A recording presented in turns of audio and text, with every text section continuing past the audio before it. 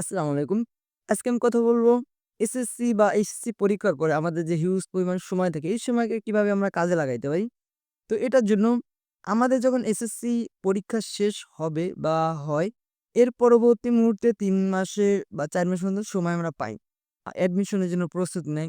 আবার অনেকে দেখা যাচ্ছে যে এই ৩ মাস চিল করে বেড়ায়, ঘুরে বেড়ায়, আদার্স বিষয়গুলো করে বেড়ায়। তো এই ক্ষেত্রে আপনার জন্য কি সাজেশন হতে পারে? বর্তমান এই যুগের প্রেক্ষাপটে যদি আপনি আ এক্সট্রা কিছু না শিখেন, পড়াশোনার বাইরে এই যে ১০ বছর পড়াশোনা করছেন, ক্লাস 1 থেকে 10 পর্যন্ত কি করছেন?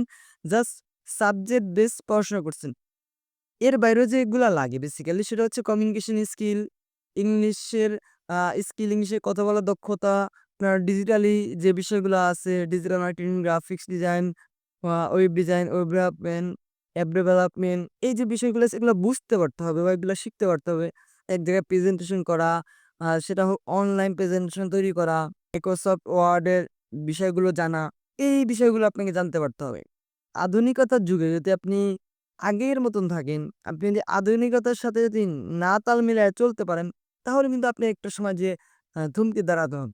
কেননা বর্তমানে এই অনলাইন প্রেক্ষাপটে যদি আপনি ডিজিটালি বিষয়গুলো না বুঝতে পারেন, তাহলে আপনি কিছুই পারবেন না একটা বিষয়। কারণ বর্তমানে এআই এটা এমন একটা টেকনোলজি, মানে এই বিষয়টা আসছে, যেটা যদি আপনি না পারেন তাহলে আমি মনে করি আপনি একদমই বোকার জগতে বাস করতেছেন।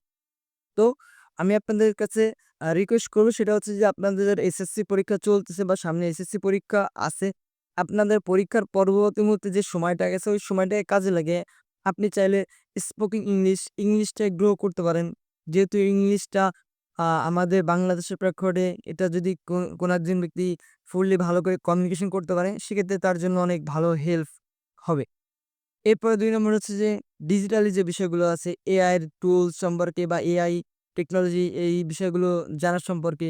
এরপর হচ্ছে ভিডিও এডিটিং সম্পর্কে, গ্রাফিক্স ডিজাইন, ডিজিটাল মার্কেটিং, এই যে বেসিক্যালি যে পয়েন্টগুলো আছে, এই পয়েন্টগুলা আপনার জানাটা ইম্পোর্টেন্ট। সো আপনার যে ২ মাস বা ৩ মাস সময় থাকবে, ওই সময়টাকে আপনি রাইট ভাবে রাইট জায়গায় কাজে লাগান।